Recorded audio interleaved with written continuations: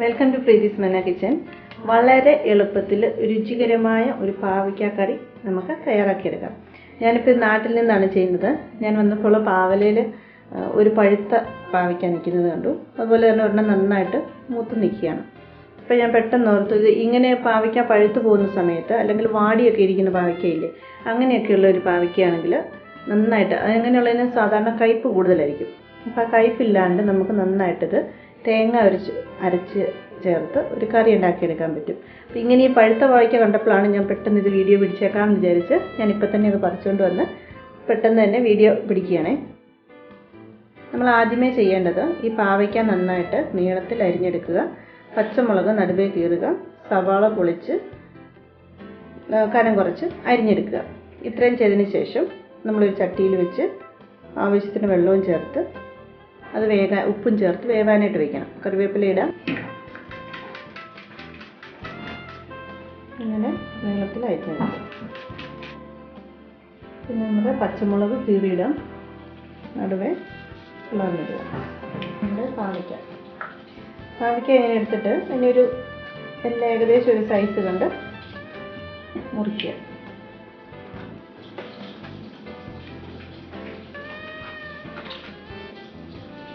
ഇനി എല്ലാത്തിനും ഇങ്ങനെ എടുത്ത് എന്നിട്ട് നടുവേ പിളർക്കുക. അതിൻ്റെ കുരു മാറ്റിയെടുത്തതിന് ശേഷം നന്നായിട്ട് നീളത്തിൽ കനം കുറച്ച് അരിഞ്ഞെടുക്കുക. പഴുത്ത പാവയ്ക്ക. അപ്പോൾ പഴുത്ത പാവയ്ക്ക നമ്മൾ സാധാരണ തോരനൊക്കെ വയ്ക്കാനായിട്ട് പറ്റത്തില്ലല്ലോ, കാരണം അത് കുഴഞ്ഞിരിക്കും. ആ സമയം കറി വെക്കുവാണെങ്കിൽ നല്ലതാണ്.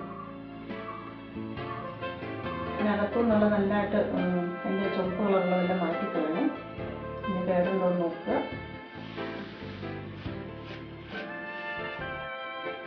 ഇനി നമുക്കതിലേക്ക് ഇപ്പം ഞാൻ ആ 2 പാവയ്ക്ക അരിഞ്ഞിട്ടു, സവാള പച്ചമുളകൊക്കെ ഇട്ടു. ഈ കറിവേപ്പില, ധാരാളം കറിവേപ്പില ഇടണം.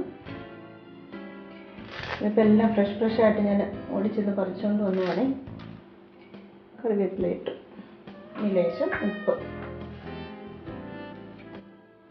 നമുക്ക് ചട്ടിയിൽ വയ്ക്കാണ്ട് കുക്കറിനകത്താണേലും അടിക്കാം, ഒരു കുഴപ്പമില്ല. ഉപ്പിടാം.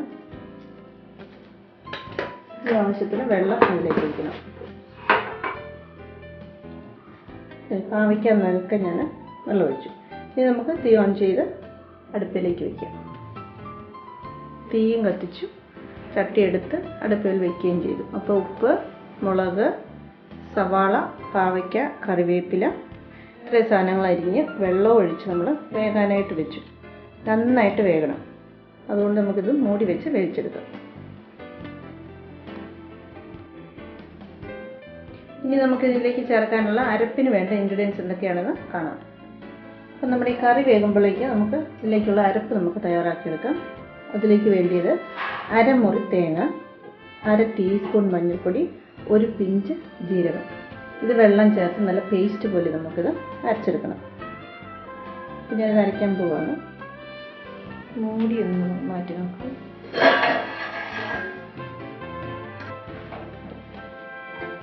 പഴുത്ത പാവയ്ക്ക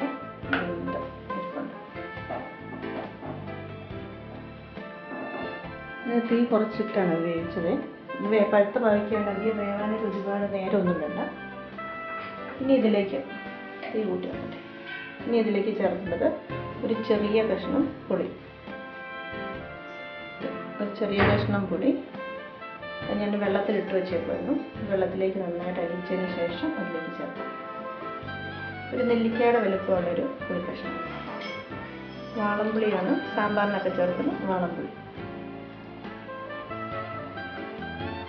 പിശുരി ചേർക്കാതെ നന്നായിട്ട് വെള്ളം മാത്രം ഒന്ന് ചേർക്കും.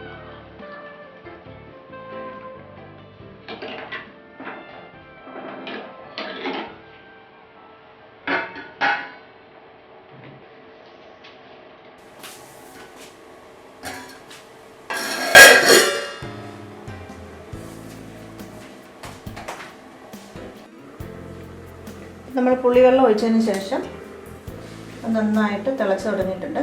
നമുക്ക് അടുപ്പൊന്ന് മാറ്റാം. വീണ്ടും നന്നായിട്ട് തിളച്ചു. അപ്പോൾ നമ്മൾ കാരണം ഓൾറെഡി നമ്മുടെ പാവയ്ക്ക നന്നായിട്ട് വെന്തതായിരുന്നു. അലിഞ്ഞു പോകത്തില്ല. പഴുത്തായതുകൊണ്ട് അധികം വേവില്ലാത്തതുകൊണ്ട് പെട്ടെന്ന് വെന്ത് കിട്ടും. അപ്പോൾ നമ്മുടെ പുളിവെള്ളവും ഇതെല്ലാം കൂടെ ചേർന്ന് ഈ കളറിലാണ് ഇരിക്കുന്നത്. ഇപ്പോൾ ഇനി നമുക്ക് അരച്ച് വെച്ചിരിക്കുന്ന അരപ്പ് ഇതിലേക്ക് ചേർക്കാം. തേങ്ങയും മഞ്ഞളും ഒരു പിഞ്ച് ജീരകം കൂടെ അരച്ച് ചേർത്ത് അരപ്പ് ഇതിലേക്ക് ചേർത്ത് വെക്കാം.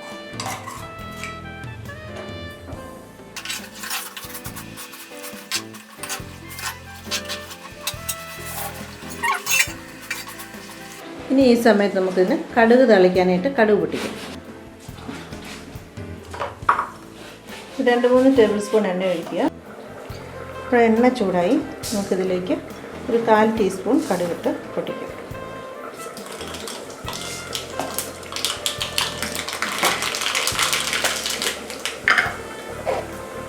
ഇനി അതിലേക്ക് 2-3 ഉലുവ, കുറച്ച് ഉലുവേ ഇട്ടു.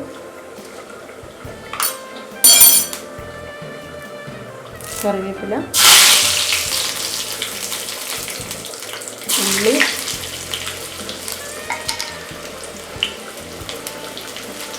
തീ കുറച്ചിട്ടേക്കാം. വറ്റൽമുളക്,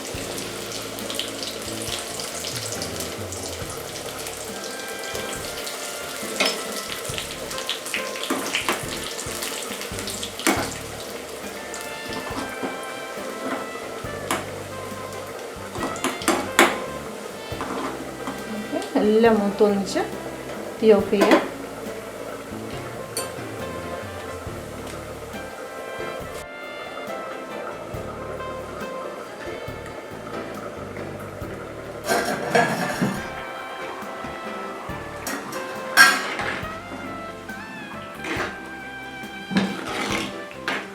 അരപ്പ് ചേർത്തതിന് ശേഷം നന്നായിട്ടൊന്ന് തിളച്ചു. അപ്പോൾ നമ്മുടെ കറി ഓൾമോസ്റ്റ് റെഡി. ഇനി നമ്മൾ കടുക് തളിച്ചതും കൂടെ ചേർത്ത് കഴിഞ്ഞാൽ കറി റെഡിയാവും. കടുക് തളിച്ച് ചേർത്ത്